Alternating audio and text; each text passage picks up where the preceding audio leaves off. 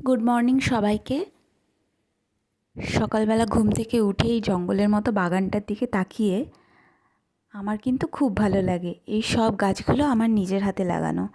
সকালবেলা উঠে আমরা রেডি হয়ে নিচ্ছিলাম একটা জায়গায় যাওয়ার জন্য।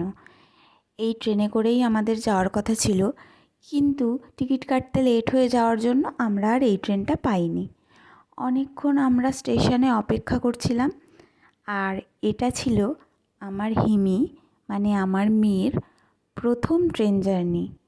সুতরাং ও একটু ভয় পেয়ে গেছিল। স্টেশনে এত আওয়াজ, এত চারিদিকে লোকজন দেখে ও কাঁদছিল খুব। কিন্তু যাই হোক, অনেকক্ষণ পর চুপ করার পরে আমাদের ট্রেন আসলো এবং আমরা ট্রেনে উঠলাম। উঠে নিয়ে দেখো, মেয়ের সাথে খেলতে খেলতে কিন্তু আমরা অনেকগুলো স্টেশন পার করে ফেলেছিলাম। আমরা যাচ্ছিলাম কৃষ্ণনগর, ওর পিসির বাড়িতে, মানে আমার ননদের বাড়িতে। আমিও প্রায় 1.5 বছর পরে কৃষ্ণনগর যাচ্ছিলাম।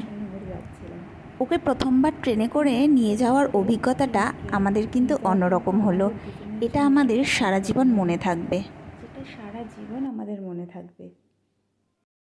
নতুন জায়গা এবং নতুন মানুষজন দেখতে দেখতে ও কিন্তু বেশ আনন্দ করতে করতেই যাচ্ছিল। টোটোতেও কিন্তু ওর এই প্রথমবারই চড়া। আমার ননদের বাড়ি স্টেশন থেকে খুব একটা বেশি দূরে নয়, সুতরাং বেশি সময় লাগেনি যেতে। সেই দিন এত গরম ছিল যে ওই 1.5 ঘন্টা সময়টা যেন কাটতেই চাইছিল না। কৃষ্ণনগর পৌঁছে দাদাকে পেয়ে ও কিন্তু বেশি খুশি হয়ে গেছিল। গিয়ে কিছুক্ষণ রেস্ট নিয়ে পিসি দাদা এদের সাথে খেলতেই ও ব্যস্ত হয়ে গেছিল। আর ওর পিসি দাদাও ওকে পেয়ে খুব খুশি হয়েছিল।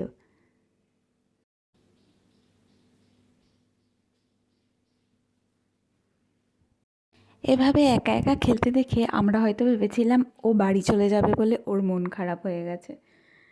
তারপরে ওর পিসির হঠাৎ করে আইসক্রিম খেতে ইচ্ছে হলো। বলল এখানকার আইসক্রিম নাকি খুব ভালো। যখন নিয়ে এলো তখন বলল ও যে আইসক্রিমটা আনতে গেছিলো সেটাও পায়নি। তারপর সন্ধেবেলা চলে গেছিলাম একটু এই মাঠটার সামনে। এই মাঠটা খুব সুন্দর লাগে সন্ধেবেলায়, এত আলো। বলে নিয়ে গেছিলো তো ফুচকা খাওয়াবে, কিন্তু আমি বেচারি ফুচকার আশায় এত দূর হেঁটে গিয়ে ফুচকার দোকানের সামনে থেকে চলে এলাম। যাক, এবারে তো আর ফুচকা খাওয়া হলো না, পরের বার গিয়ে যদি খাওয়ায়।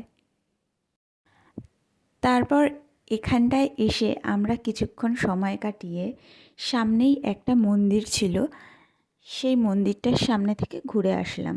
মন্দিরের ভেতরে যাইনি, কারণ তখন আমাদের ফেরার সময় হয়ে যাচ্ছিল আর আমাদের খুব তাড়াহুড়ো ছিল। তবে সেই দিনের সময়টা কিন্তু বেশ ভালো কাটলো। চারিদিক ঘুরে দেখে এবার বাড়ি ফেরার পালা। মনটা একটু খারাপ হয়ে গেছিলো যে এত তাড়াতাড়ি সময়টা কেটে গেল, এবার বাড়ি ফিরে যেতে হবে।